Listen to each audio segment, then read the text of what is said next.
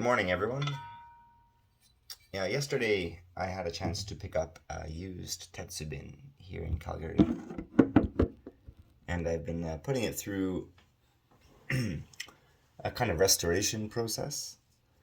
It's not difficult, any of you can do it.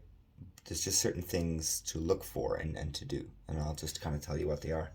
So, first of all, you can tell it is a Tetsubin by the interior, although, how can I show you? It is not glazed. It's raw iron through and through. And there's a few things, I guess you can say, about the restoration process that I think if you don't know what to expect, it can be a little disheartening. So you buy a Tetsubin, for example, and you put water into it, and then when you pour the water out, it's like yellow or it's like almost black, and you think like, oh my god, I just wasted my money. I should have just bought it new. While new ones don't really give you yellow or black water, that is it's a very easy thing to get rid of.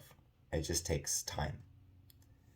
Now, basically, step one is that you will take oolong tea. I don't know why oolong. I think you must be able to use anything, but there's a tradition around oolong tea anyway. So you put oolong tea into the pot directly. And then you will fill it with water and put the lid on and then boil it. And you boil it for as long as you want. I mean, I don't really think there's a right or wrong here, but the longer the better. Let's say that the first one could be half an hour, 45 minutes.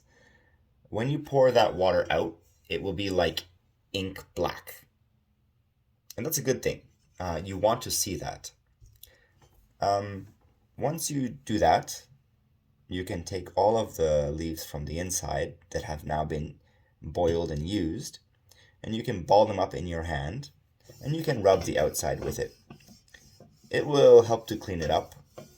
It's not necessary to do, you could ignore that part, but you shouldn't use steel wool because you will be introducing new avenues for rust.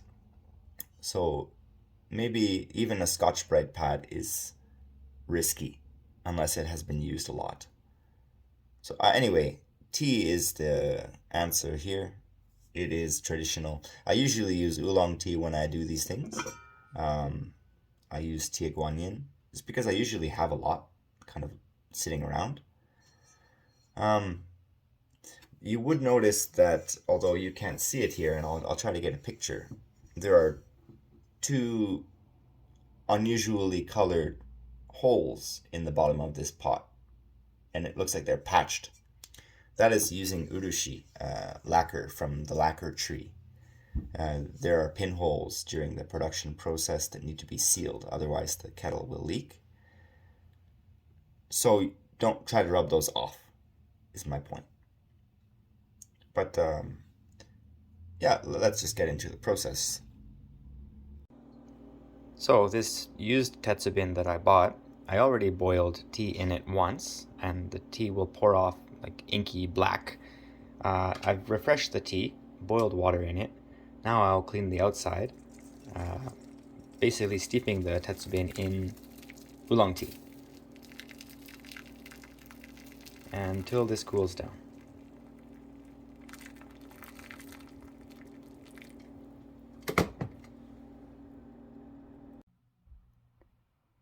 So it's been about an hour. It's more or less cold now. And so this oolong tea that I added, you would use it almost like a sponge. And you'd scrub the outside of your pot with that.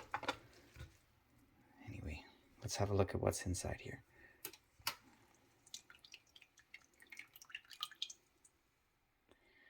That's just the color of the outside of the pot.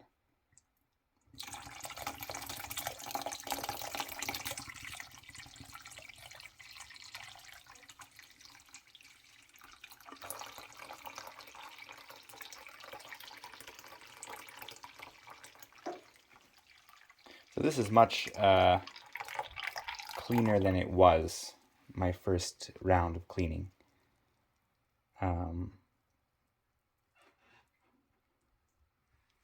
Believe it or not. So I'll do it again, and then it should be more or less good to go. Then a couple of rounds of adding just water, and then it's, I would say it's ready.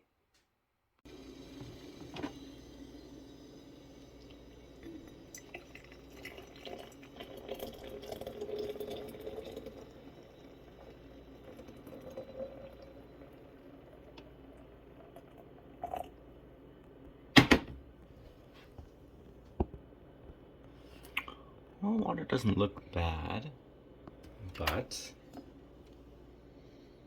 doesn't. Well, actually, it doesn't smell bad either. I'll drink that and we'll see how it tastes. Actually, might not need to give it another like oolong bath. We'll see. This is just water that has been boiled inside. As you can see, it's cloudy and there's a bit of a yellow tinge to it. So I will keep boiling this water, fresh batches over and over until it becomes clear. May take 7 more times.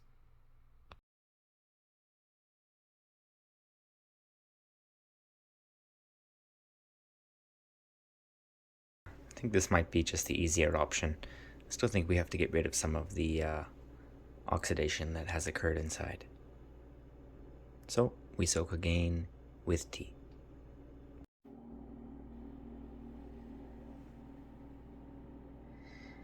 So the water is still turning pretty black.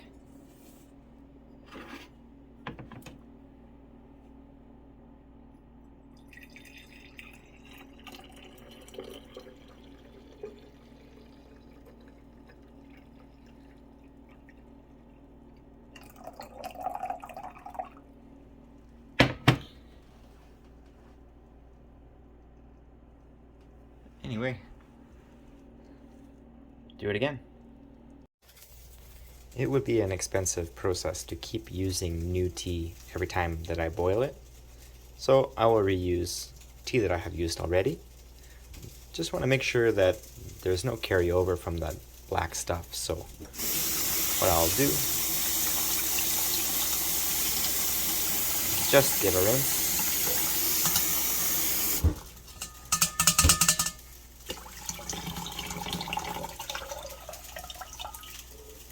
And ready to use it again.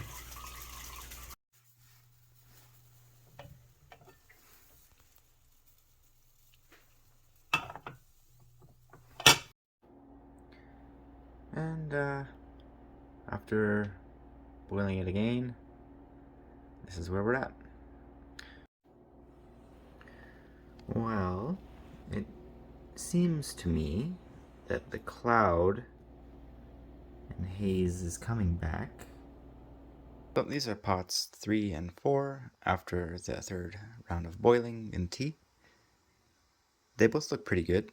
There's no color. There is maybe a little bit of a haze, but I believe that would go away. Well, it takes some time, but this will be round 6, so it's 1:30 in the morning.